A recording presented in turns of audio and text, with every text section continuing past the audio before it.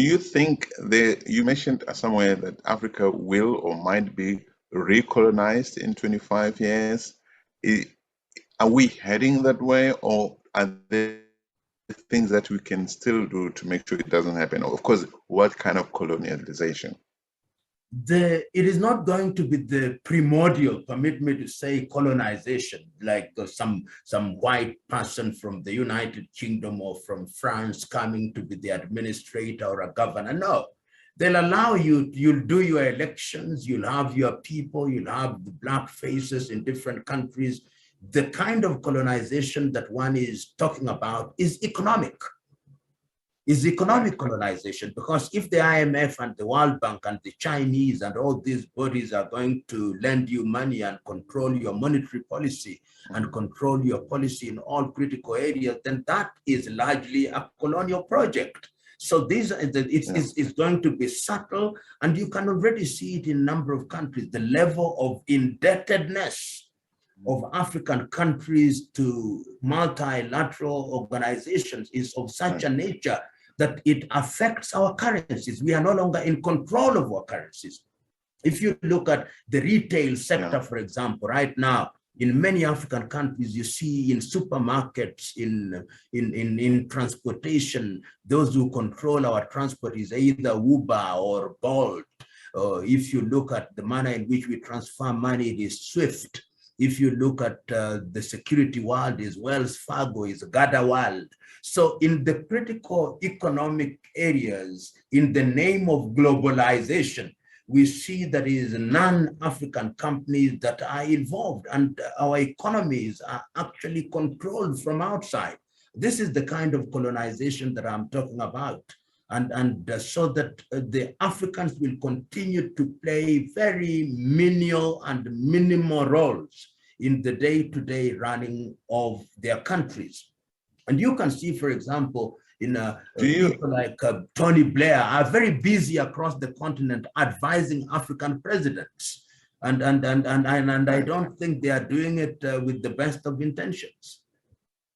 Do you ever sit down together with the West? For instance, what could Africa have been? Because the thing is that the truth of the matter is that a lot of our systems, the technology we use, the infrastructure, a lot of what we have has got its roots in Europe, in Western Europe. The economy, the global economy is, so we're operating in a system that is not African. But we can also separate Africa from the West, from the rest of the world, rather. Africa is not an island. How do we make Africa still stand on its two legs and be able to look at the others in the eye, while operating in this global system? I don't think it's possible to suddenly say, let's go back to 500 years ago or 6,000 years ago when Africa had not come. But so are we on a back foot operating in a system that is not African by design? John Henry Clark, the great African-American, said that on the explosion of independence in Africa, all African countries borrowed the systems from Europe, parliamentary systems of Europe, and he says African countries will never succeed by mimicking those systems. But yet I think that if you creatively borrow from systems, you can then come up with systems which are unique within the continent of Africa. And I think that that is a possibility. And we have examples in the world that tell us that you can retain certain aspects which are unique to you, borrow from elsewhere, and be successful. Look at the South Koreans. Right. They have borrowed what you may describe as Western models, but they have their own circumstances. Look at Japan. Look at China. Look at the Qataris in the Middle East here. Look at the Bahrainis. Look at Brunei. Look at the Emiratis. In other words, you borrow the best from elsewhere, bring it into your own environment, and make it acclimatize, and then you succeed. But this idea that we are going to simply go back to the past and jettison all, of course, that would be stupid. I think we are all of the same race. and we can borrow best practices from elsewhere and use them to good effect. For example, even traditional rulers, I think traditional dispute resolution systems are very effective, as we have seen traditional land ownership system. So what is not consistent with our level of development can, of course, be changed and or dealt with in a manner that will accommodate the realities of the moment. This is what we ought to do. Sometimes I think we are like the outsiders who whip more than the bereaved. We bring in systems which we don't understand, and we don't want to customize them to address our unique circumstances. But this, I really like what you just said. But you know, I saw an anecdotal account of somebody who's employed by an African state as a technician who participates in bilateral discussions, negotiations on stuff.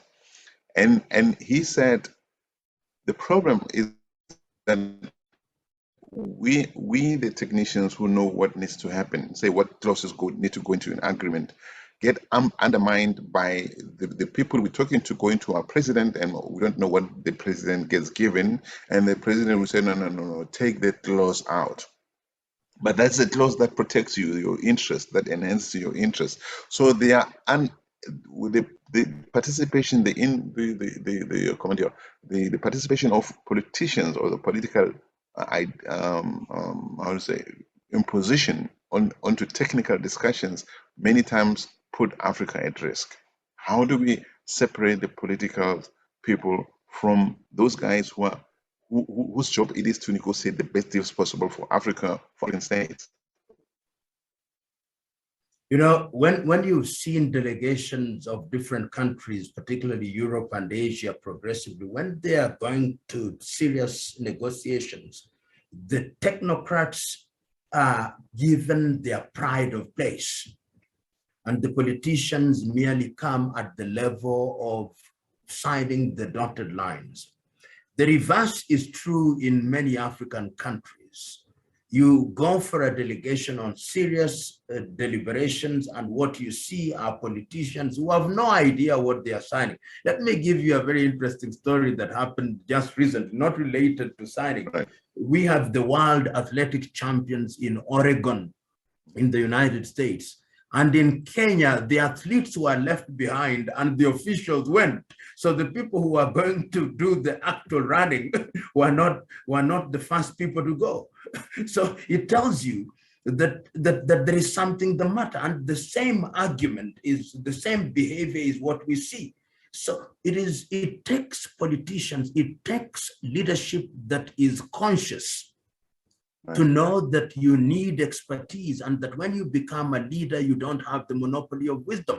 In many African countries, I'll give you an example. If you are running an airline, you will discover one day in the morning, you have all passengers booked to fly to New York, and then your president says, I'm going to Accra, and they say, I need that plane. They don't care whether you are booked, they don't care whether you are running a commercial.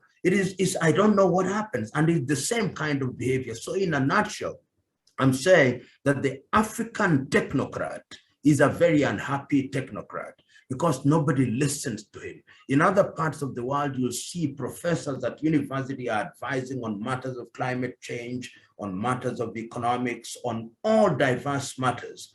But in many African universities, the president is only interested to be the vice chancellor, possibly of all universities, and conferring degrees. Beyond that, they see no value of the university. And this is the kind of thinking that we should change going forward, so that those who know are the ones who are in the forefront to deal with issues.